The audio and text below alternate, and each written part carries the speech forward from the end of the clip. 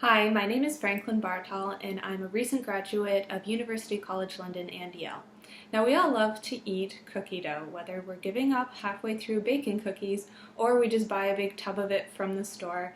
It's not always a healthy option, and sometimes it's not safe because there's raw egg in it.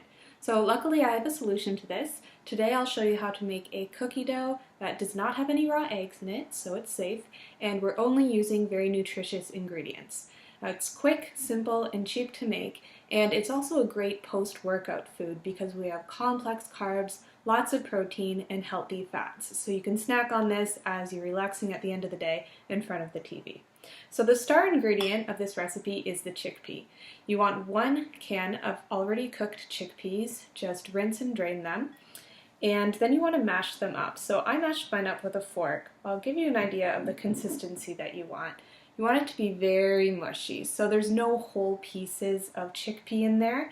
If you have a food processor, this will be really quick and easy to do. If not, it will take a while with a fork. It's quite a workout, but by the end, it'll be mush like this. Just make sure there's no whole pieces in there, because that's not too pleasant. But chickpea is a really great base for a lot of baked goods or the cookie dough because it has a very mild taste, so the other flavors that we're adding are really going to come through in the final flavor of the product. So our next ingredient is 1/3 cup of peanut butter or any kind of nut butter that you want. I chose peanut butter because it tends to be a bit cheaper, but any nut butter is really going to come through in the final taste here.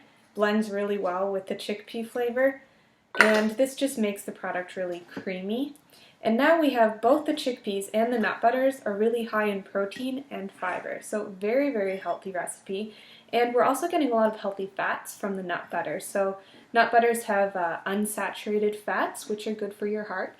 And it's a good alternative to the saturated fats that tend to be associated with bad cholesterol that you usually find in butters that are normally in cookie dough recipes. So we've replaced the typical flour with chickpeas, which is great if you need a gluten-free option, and we've replaced the typical butter with a healthier nut butter. So I'm just blending these together really well, and then you'll notice it's got a creamier texture, and it's a lot like the texture of cookie dough. I mean, that could be cookie batter right there, but it's not, it's healthier. So now we need to sweeten it, and instead of the refined sugars that we normally find in cookie dough, we're going to opt for some natural sweeteners, so get a little bit of nutrition. So you can either use 4 tablespoons of a natural liquid sweetener like honey or molasses or pure maple syrup, or you could use 1/2 cup of pureed fruit. Now if you have a food processor, it's easy to puree any kind of fruit you want. If you don't have that, you can mash a banana up with a fork. That's really easy to do.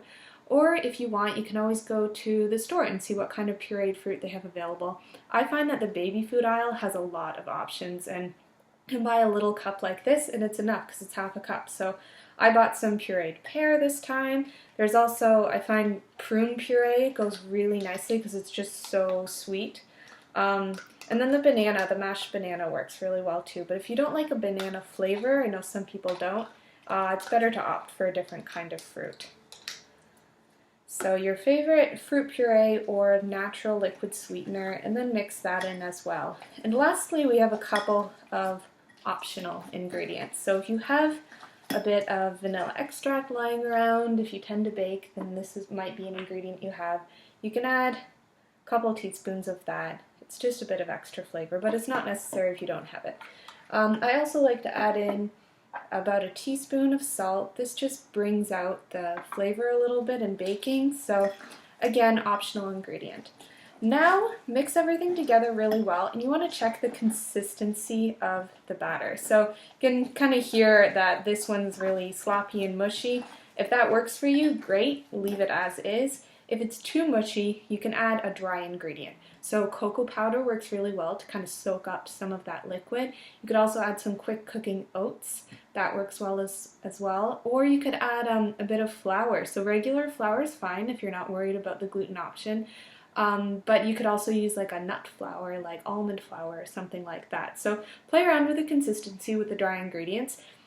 If you actually find that this isn't mushy enough for you and you'd like it to be a little easier to stir around, then you can always add some more wet ingredients, like more of the prune puree, more of the liquid sweetener, or any kind of fruit puree. Or you could add a bit of milk or a milk alternative. So a couple tablespoons at a time, it goes a really long way, and then mix, see if you like the consistency, and then add more if you're not a fan yet.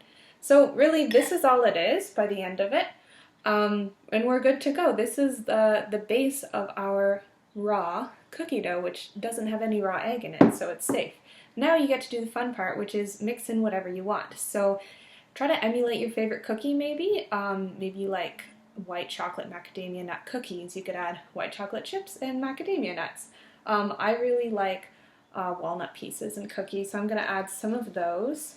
And I also like chocolate, so I opted for a bit of dark chocolate, just took a chocolate bar and chopped it up and mixed that around. And this is fun too because it makes a lot of cookie dough, a big bowl of it here, so if you're having like a bunch of friends over for a movie night, you can mix this up, don't add any toppings yet, have a bunch of topping options out for your guests, and then everybody gets their own little bowl of cookie dough, and then they can add any of the toppings that they personally want. And you can have dried fruit out, coconut shavings, different types of candy, and just really play around with it and have fun. If you have any leftovers, cover it up and keep it in the fridge, especially if you used any milk product in here. So this is a really quick, cheap, easy way to satisfy your cookie dough cravings, but it's a lot healthier.